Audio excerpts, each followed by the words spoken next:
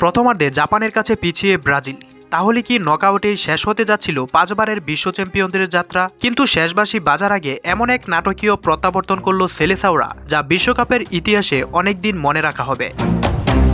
বিশ্বকাপের round of 32-এ মুখোমুখি হয়েছিল ব্রাজিল ও জাপান। শুরু থেকেই দুর্দান্ত ছন্দে ছিল জাপান। দ্রুতগতির আক্রমণ আর হাই প্রেসিং ব্রাজিলকে চাপে রাখে তারা। ম্যাচের 29 মিনিটে কাইসুসানুর দুর্দান্ত গোলে এগিয়ে যায় জাপান। সেই গোলের পর প্রথমার্ধ জুড়েই কিছুটা অগোছালো ছিল ব্রাজিল, আর 1-0 ব্যবধানে পিছিয়েই বিরতিতে যায় সেলেসাওরা।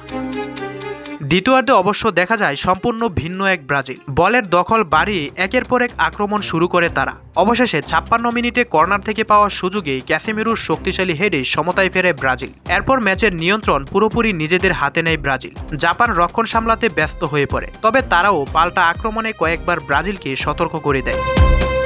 সময় যত গড়াচ্ছিল, ম্যাচ ততই অতিরিক্ত সময়ের দিকে এগোচ্ছিল। কিন্তু যোগ করার সময়ে বদলে যায় পুরো গল্প। 90+6 মিনিটে গাব্রিয়েল মার্টিনেলি দুর্দান্ত ফিনিশে জাপানের জালে বল পাঠিয়ে ব্রাজিলকে এনে দেন 2-1 গোলের অবিশ্বাস্য জয়। শেষ মুহূর্তের এই গোলে উল্লাসে ফেটে পড়ে ব্রাজিল শিবির, আর হতাশায় মাঠ ছাড়ে দুর্দান্ত লড়াই করা জাপান। এই জয়ের মাধ্যমে ব্রাজিল নিশ্চিত করেছে রাউন্ড অফ 16-এর টিকিট। এখন তাদের সামনে আরও কঠিন পরীক্ষা। তবে এই ম্যাচে যেভাবে পিছিয়ে থেকেও ঘুরে দাঁড়িয়েছে সেলেসাওরা, তাতে হেক্সা জয়ের স্বপ্ন যে এখনও বেঁচে আছে সেটা আর বলার অপেক্ষা রাখে না।